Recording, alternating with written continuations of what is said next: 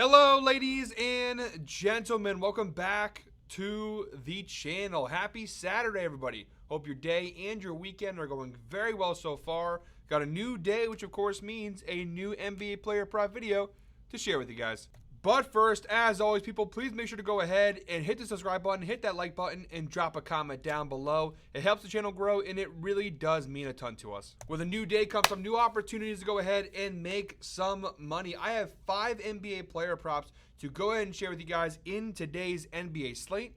But first, guys, before we dive into today's picks, we do have to do a quick little recap of how we did last night. And yeah, guys, close but no cigar. Yesterday was Freaky Friday. We had our Freaky Friday 5-leg parlay plus 643 odds over on DraftKings. 3 out of 5 legs hit. Unfortunately, the last 2 legs did not. We looked good. We were 3-0 going into the 10 o'clock games. We looked pretty solid. Michael Porter Jr., DeMar DeRozan, they just couldn't come through for us. They were both close. Michael Porter Jr. finished with 21 PRAs, just 4 off. DeMar DeRozan finished with 22 points, just 3 points off. It sucks. 1 or 2 more made shots for both these guys, and we're looking at a very different outcome. But it is what it is. We're not going to complain too much. We're still doing pretty well on the year overall, despite the loss last night. And obviously, we have a new day today with 5 fresh new player props. These are all single bets. So let's go ahead and bounce back and earn some of those units back from yesterday and the day before's losses for these last 2 parlays. No parlays today, taking a break from parlays for a couple days. But yeah, without further ado, guys, let's dive right into today's picks. Jumping right into the outlier screen, guys, our first pick in today's slate comes from the Brooklyn Nets Charlotte Hornets game, 6 p.m. tip-off. We're going Cam Thomas of the Brooklyn Nets over 22.5 points. Again, like I mentioned at the top of the video, these are all meant to be single bets. Now, you can do whatever you want with these. I'm just giving you guys the information, the picks. It's an all-you-can-eat buffet. You want to parlay them together. You want to bet them individually. Whatever you want to do, guys, it's totally up to you. I'm just here to give you the picks and the information. But these are meant to be single bet player props, not parlay together. So, again, if you want to do that, by all means do it. But we are betting these as single bets. For this player prop, we're getting it for minus 112 over on FanDuel, so pretty good value on this prop as well. And the data across the board is solid. I mean, 7 of his last 10 games, he's cashed the over. Again, we do have to take note of the fact that he's only played 3 games since January 2nd because he's been recovering from a hamstring injury. That being said, if we narrow this down a little bit, in the 3 games since he's been back from injury, 2 of those 3, he's cashed the over. Now, they've been narrow cashes, but cashes nonetheless. Look at the overall numbers for this year for Cam Thomas. He hasn't played a ton, only 22 games played this year for the Brooklyn Nets, but a 59% hit rate in those 22 games, averaging 24.18 points per game so far this year. Now, the market's starting to correct because the other day you could find this points player prop at like 19.5 points. The market is starting to correct itself because Cam Thomas is coming back to full strength here. And honestly, I would take this today because this is the last day you're probably going to be able to take it at this value. As he continues to play more, you're probably going to see this player prop go up a little bit to like 24.5, somewhere in that ballpark. So I'm enjoying the value on the player prop while I can still get it. And the reason why I love it is because the volume of shots that Cam Thomas has is incredible. He has the green light to shoot as many times as he wants from wherever he wants. It's pretty incredible. Look at the last 3 games since returning. Now, he has a little bit of a minutes restriction. He's not playing his full, in the ballpark of 30 minutes. But his minutes have been increasing. 21 his first game back, almost 26, 26.5. So he's still playing a healthy amount of minutes. And the big thing, though, is even though he's only playing 25, 26 minutes a game, the shot attempts, 19 field goal attempts, 18 field goal attempts. Look at the 3-point attempts.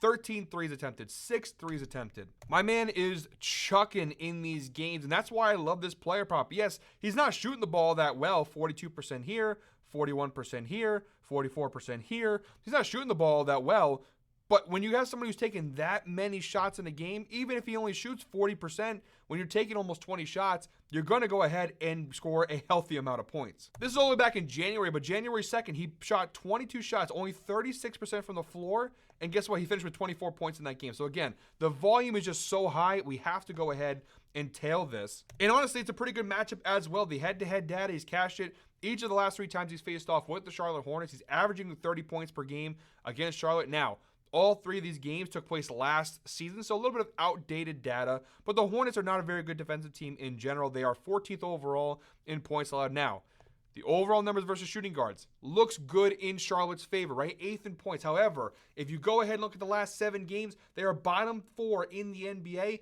in points allowed to the shooting guard position in the last 7 games. So yes, and the overall numbers, they look to be okay, but of late, shooting guards are having a whopping amount of success when they play the Hornets. And if all that didn't convince you guys, also Cam Johnson is reported to be out today with a knee injury. Now that's, at the time of recording, that's what it's listed as. Now he hasn't played any games this year without Cam Johnson, but look at the last 10 without Cam Johnson, 70% hit rate, averaging 28.6 points per game. When Cam Johnson does not play, a lot more opportunities for Cam Thomas. Really love this player prop. I'm going to throw 1 unit on this one, guys. Over 22.5 points. That's the first player prop in today's video. All right, guys, our second player prop in today's slate. We're moving on to the Indiana Pacers Atlanta Hawks game, 7:30 p.m. tip-off. We're going Dyson Daniels of the Atlanta Hawks over 20.5 points plus assists. We're getting this one for -110 over on DraftKings. It is available on multiple sportsbooks for varying odds. I'm going to throw 1 unit on this play here, and the data is pretty good of late. Now, the overall numbers for Dyson Daniels, not great. 2024 in general, just a 36% hit rate on this over, averaging 18.1 points plus assists per game. However, go ahead and narrow the data down a little bit. It gets much better. The last 20 games, you'll see a 60% hit rate on this over. Go down to the last 10 games, still a 60% hit rate on the over, averaging 19.8 points plus assists per game over his last 10. Narrow it even further down to the last 5 games. 4 of his last 5, he's cashed the over. That's an 80% hit rate, averaging 20.2 points plus assists per game over his last 5 games. Now, it is to be noted that it's very close. He doesn't cash this number by too much. 23, 21, 22, 22, very narrow cashes. But they are cashes nonetheless. It's a really good matchup. Look at the head-to-head data here versus the Pacers. He has cashed this over each of the last 2 times he's faced off with Indiana, which, by the way, were both this season as a member of the Atlanta Hawks. He's played them 2 times in the last month and a half, roughly. 27 points plus assists back on February 1st, and they literally just played 2 nights ago, and he had 17 points and 5 assists in that game. And honestly, he had opportunities to do even more. He had 12 potential assists in that game. He finished with just 5 assists, so plenty more opportunities for assists. And then you look at the field goal attempts. He shot 8 for 12. You can't ask him to do much better than shooting 67% from the floor, but he has taken a healthy amount of shots in the last few matchups here versus Indiana. And it makes sense. The Pacers overall this year, 20th in points allowed, 14th in assists allowed in general. Versus the shooting guard position, they do rank pretty well. However, we go ahead and narrow that down to the last 7 games. It does get a little bit better for us. The Pacers are still not a bad team defensively versus shooting guards, but they're, instead of being top 10 in both categories, they're like middle of the road in both categories over the last 7 games. So a little bit better for us. Not a bad matchup. He literally just did it a couple nights ago, so I'm pretty confident that he can go ahead and do it again in this one. And on top of that, a lot of injuries on both sides. Halliburton game time decision. Mathurin game time decision still with that wrist sprain injury. Aaron Nesmith game time decision. And on the Hawks side of things, a lot of guys potentially missing this one here, including Trae Young, which is obviously a really big one for us. Even if those guys play, I still like the spot overall for Dyson Daniels. So that's our second player prop in today's slate. Guys, if you are still watching today's video, thank you very much. We are about to hit the 9-minute mark in today's video. So please, if you are still watching at this point, comment 9 down below. It means the world to me. All the support you guys have been giving me the last couple of days with everything going on with my grandmother. I've needed it. It's been a week from hell. The reason why this video is coming out so late, I got in a car accident last night. On top of everything else, I got in a car accident last night. I was shooken up pretty badly from, I'm not hurt, mentally shooken up from it. It was a pretty scary thing. Happy that nobody got hurt in the situation, but it was very scary. And so that's why I literally was like, I'm going to sleep in today and kind of take it easy, and I'll record when I record. So that's why the video is coming out a little later in the day. So your guys' support, it really does keep me going. It makes me want to keep getting up and doing the videos despite some of the things going on in the personal life.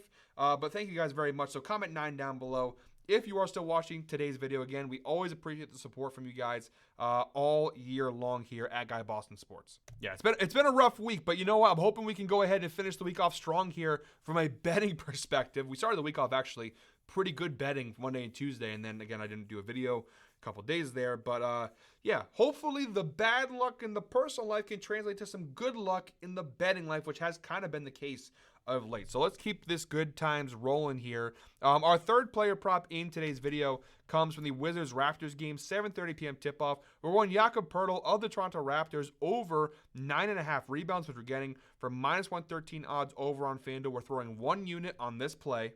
And look, I'll level with you guys. The data from a recent standpoint, not good. He's cashed in just 3 of his last 10 games, and including 8 of his last 20, just a 40% hit rate. So really not looking too good. However, if you go ahead and stretch the data out to the entire season view, you will see a 53% hit rate on the over. 26 of 49 games he's cashed it, averaging 9.84 rebounds per game this year for Toronto. So yes, although the recent numbers aren't great, he actually is still cashing this the majority of the time this year. A lot more green earlier in the season. Of late, not so much. But he is averaging right around 10 rebounds a game. Jesus, almost just died right there. Face got all red, choking on water. It's been a rough go of it. But yeah, like I was saying, he's averaging right around 10 rebounds a game this year, which obviously is very good for us. Now, the big reason why I like this player prop is the matchup here. Now, from a head-to-head standpoint, it hasn't been great for him against Washington. He's failed to cash the over each of their last 3 meetings, although he's come close the last couple times. 8 rebounds here, 8 rebounds here. He's only played Washington 1 time this year, back on January 29th, a little over a month ago, about a month and a half ago. And he had 8 rebounds in that game. He did have 10 rebound chances. He's averaging about 12 rebound chances per game against the Wizards across the last 3 matchups. So he is leaving some rebounds on the table. But the big thing here, and the reason why I like it, is the fact that Washington now, they are the worst team defensively in the NBA versus centers in pretty much every category. Now, overall, they're the worst rebounding team in the league. They give up almost 48 rebounds per game to opposing teams. That's the worst mark in the NBA this year. If we narrow it down to the center position, they are the 2nd worst rebounding team in the NBA versus centers, 13.9 rebounds per game. However, narrow it down to the last 7 games, they are by far the worst. That's what happens when you trade Jonas Valanciunas and you don't really have a backup plan for your center spot. They don't have anybody right now. Poeltl has a clear dominant advantage in this matchup. The only thing that could stop him here is, of course, the playing time. That's really the only thing that could prevent him. Look at the last 3 matchups. That's kind of the problem here. He's only averaging about 24.1 minutes per game over the last 3 matches. That's the big thing here. We need my man to play here. That's the key. Look at this season when he's played at least 25 minutes in these games, a 60% hit rate on the over, averaging 10.62 rebounds per game. The further up the ladder you go, the better it looks. Look at 28 minutes played minimum. Okay, 68% hit rate. So the more he plays, the better we have a chance to hit here. If he plays somewhere in the ballpark of 25 minutes, I think we're good to go. Anything less than 25 minutes, we're going to sweat it out, but he could still hit even if he only plays, let's say 23, 22 minutes, something like that. So hoping for some playing time here. Definitely a gamble, but we're all gambling here basically. But I like Jakob Poeltl here on the over. Just a really good matchup, too good to ignore. All right, guys, our 4th player prop, 4th, not 3rd, 4th player prop in today's slate, our second to last prop. We are targeting the Bulls Heat game, 8 p.m. tip-off. We're going Tyler Hero of the Miami Heat over 6.5 assists. Now, the first 3 player props I've given you guys, the value's been there, right? -110, -113, -112, pretty good value.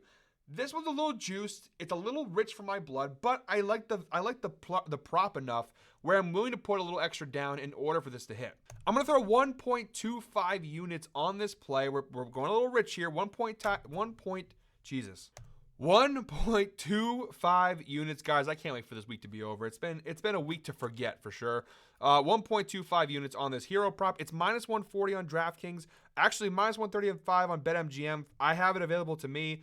I'm not sure if you guys have it for you, but I'll take it for that one. So we're doing -135 on BetMGM. I'll put 1.25 units on this. Now, this is the opposite of the last player prop, where the overall data, not very good. Just a 37% hit rate on the over this year for Tyler Hero, averaging 5.75 assists per game this season. However, the recent data, much better. Last 10 games, a 60% hit rate, averaging 6.7 assists per game. Even last 20 games, 65% hit rate, averaging 7.15 assists per game over the last 20 games. And it should be noted the numbers are a little bit better when you take Jimmy Butler out of the equation. This is games this year played without Jimmy Butler. He's played now 35 games without Butler, a 49% hit rate, averaging 6.4 assists per game without Jimmy Butler this year. Still not great from an overall standpoint, but it is better from the what was the 37% mark they had originally. Jimmy Butler really tanked his assist numbers. This is the numbers with Jimmy Butler this year. 5 of 24 games played with Jimmy Butler, he cashed the over. Say 21% hit rate, averaging 4.79 assists per game. So